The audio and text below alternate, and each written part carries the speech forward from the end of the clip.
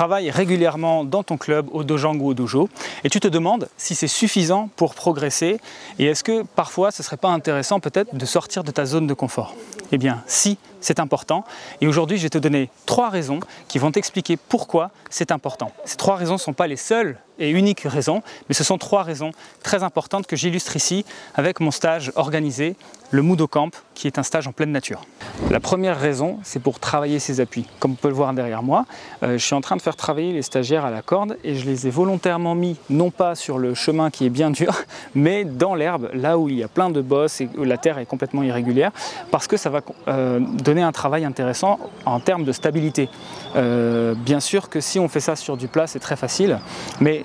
quand on est sur un sol qui est instable, qu'en plus on a nos baskets alors qu'on a l'habitude de s'entraîner pieds nus dans une salle de gymnase ou avec des tapis sur un sol qui est plat, ici c'est intéressant d'être avec des baskets sur un sol qui n'est pas plat du tout pour nous habituer justement à avoir une meilleure accroche et une stabilité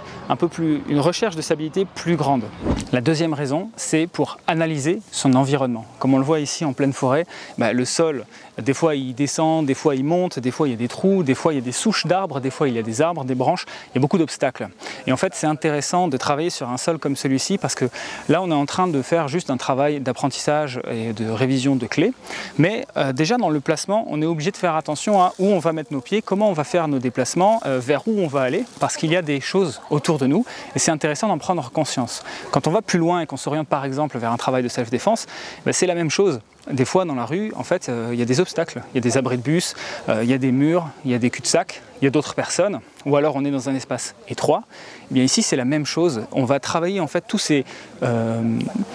éléments qui nous permettent d'améliorer en fait notre sens de l'observation tout en travaillant.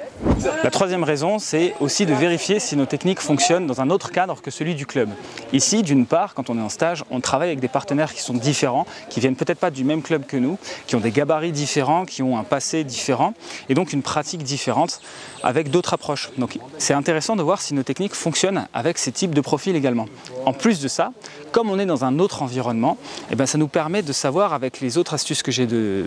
données plus tôt,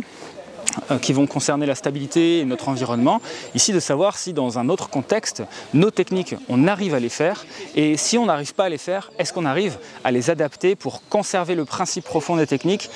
pour peut-être quand même changer un peu la forme. Donc c'est très intéressant, on pourra se rendre compte que des techniques traditionnelles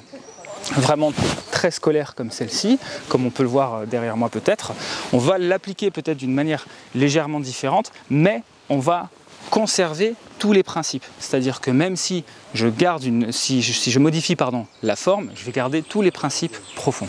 Je tourne toutes ces images durant mon stage qui s'appelle le Mudo Camp, qui est un stage de taekwondo qui se déroule en pleine nature. Durant ce stage, on voit différents aspects du taekwondo et une pratique qui est surtout